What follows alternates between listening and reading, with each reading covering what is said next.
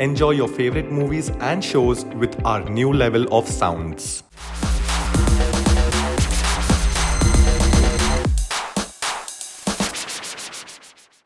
So here we are for yet another episode of Fours and Sixes with me, Gomesh and Kalyani Mangale.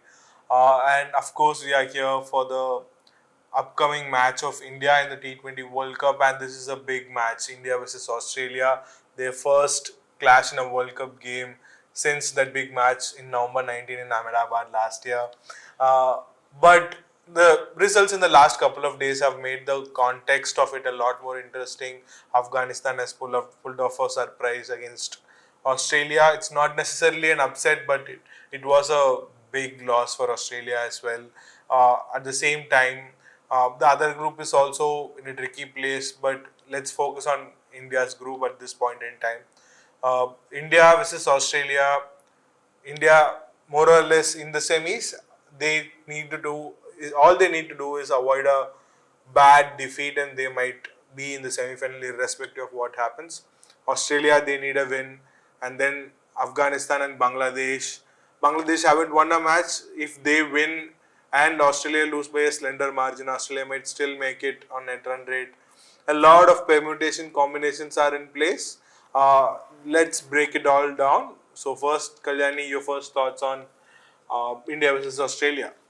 See, even before the Afghanistan pulling off that win, I think that contest between India and Australia was supposed to be the before we go to the knockouts, it is going to be the biggest match of the World Cup anyway. Now it just add a little bit spice to this competition from the Australian point of view, that they have to win. There's a must-win match for them. And if you look at the history, there will be somewhere that one loss that ignites that Australianness in them, and then they go on to do what Australia does the best. But now the biggest difference in this World Cup that has happened is that this particular match is coming at such a point where little bit of carelessness from Australia will cost them a spot in the semi-final, despite winning everything before the Afghanistan match. So it's a little bit tricky for them. I mean, they did get some of their choices wrong against Afghanistan. Their fielding was not up to the mark. Their batters in the middle order, they didn't do much. Glenn Maxwell tried to do what he did against Afghanistan in the One Day World Cup, but that was not enough. And it was always supposed to be you put a total and defend a total on that ground, but Australia tried to do something different, and it did backfire for them.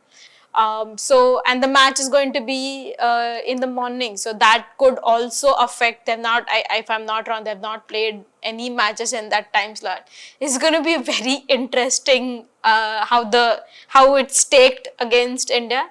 But I have a feeling, like I said, even before it came to this point, it was always going to be a very tricky contest for both teams.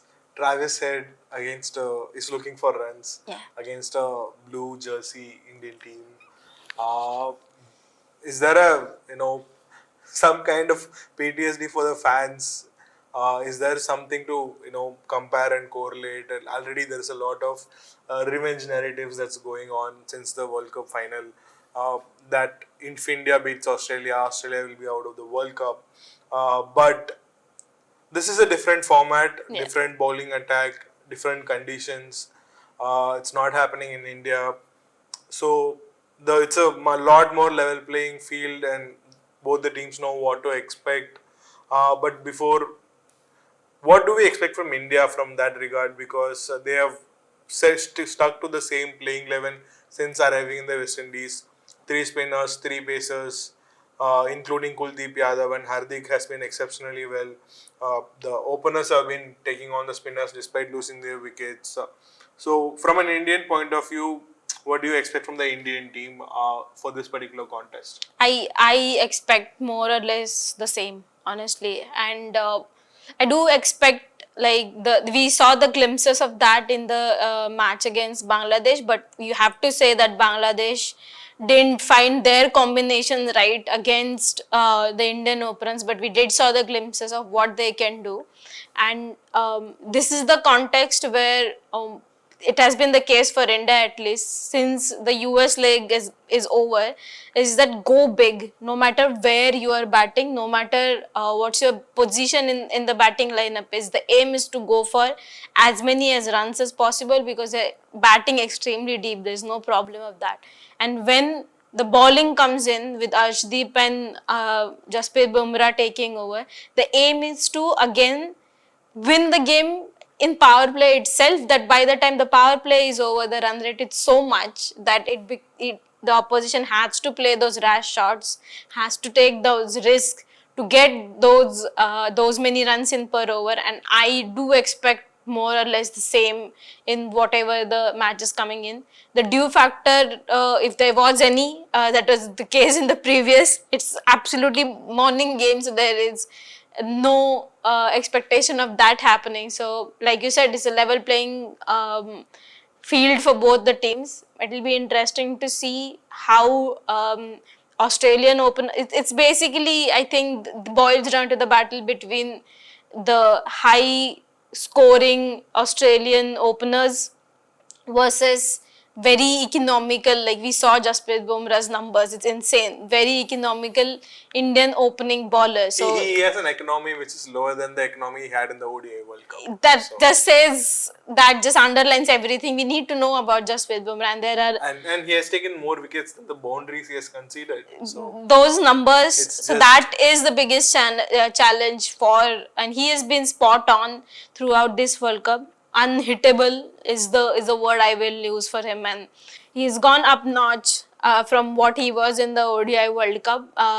We saw like the Mumbai Indians did not do well in the IPL, but he was. There's no doubt that how important Bumrah was going to be in this World Cup.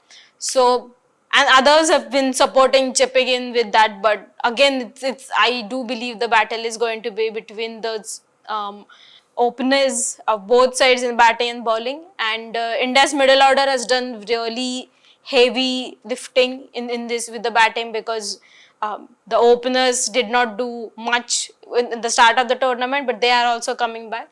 So I have a feeling middle order might just come in play once again. What do you overall, what do you think about the middle order?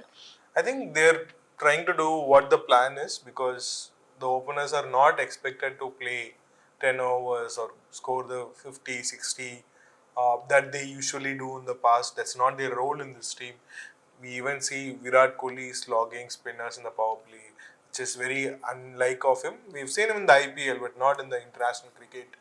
And same goes for Rohit Sharma. He just kept going for the shots despite batting at a strike rate well over 200, because they know they bat deep and they want to make the most out of it, because historically India have been prone to be cautious, especially while batting first, which is what they did against Bangladesh in the Super 8 game.